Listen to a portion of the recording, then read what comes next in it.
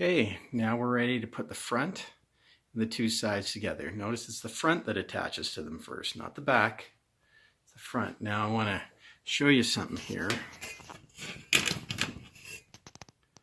There's that bolt that I put in that top rail. All we have to do now is loosen it, slide it down into that slot, and tighten it back up. Likewise, remember I had you put 5 in this rail? Take the top one, loosen it, slide it up into the slot, and tighten it. Okay, they're already there for you. Okay, now they're slid down, tightened in. Same thing on the other side. Now remember I had you use 5. The very bottom one, we're going to loosen that off. We're going to put it into that bottom hole and tighten it back up. It's already there for you. Now it's time to connect the back. Line up the bottom rail, just like on the other side. That bottom bolt is going to slide down into the notch on the bottom of the back bottom rail. Same on the other side. So we're just going to loosen this bolt right here, drop it down in the slot, and tighten it back up. And while all of that's going on, don't fight with the vertical rails, just lean them against the front. There's enough flexibility in the aluminum. It's not going to damage it. Just let them lean. Don't try to balance it in some weird way. Just let them lean up there. Okay, now I'm in my basement building this thing on a snowy day to show you what it's like.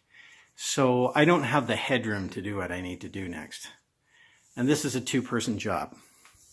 So basically, you would need to stand those 2 middle rails straight up, and then using the slot there and the slot there, slide panel F in from the top all the way to the bottom. Do the same thing in the middle and the same thing on the other side. You'll end up with a straight wall. You have to have 2 people to do that. Don't try to do it on your own. Okay, it'll just be a miserable experience.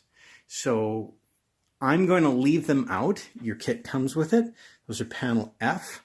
And I'm just going to proceed because otherwise I won't be able to show you how the rest of the parts go in. But you're going to need to use your imagination a little bit and say, okay, we're going to slide in the back panels on F. Okay. Now you're going to start putting the roof together. Now once again, you have to imagine that that back wall is put together. Okay. But we've put this top rail, top ridge pull in. You can see how we've lined up the slots to the groove, the slots to the groove. Now once again, that top bolt is already in place. Yeah, loosen it, slide it up into the slot, tighten it up. This one's also in place. Loosen it, slide it up to the slot, and tighten it up. Do the same thing on the other side. You've already put the bolts in place. That's why I said to put 5 in the track. That goes up, tightens. That goes up, tightens. Okay, now you also need to get these center beams up. And once again, you've already put the bolt in place. So it just needs to slide up and go through that hole.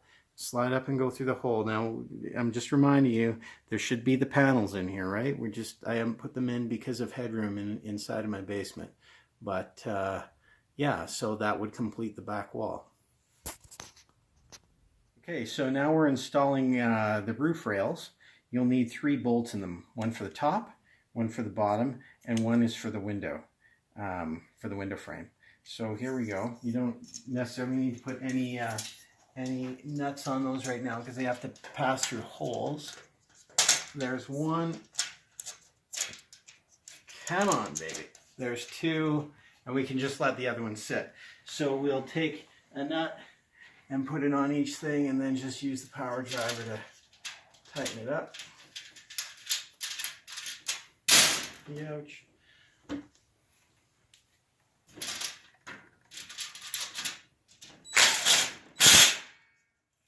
Same thing down here. Where did I put those?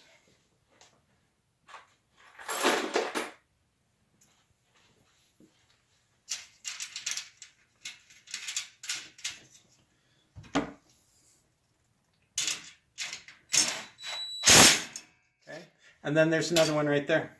So just do the exact same thing with it. Okay.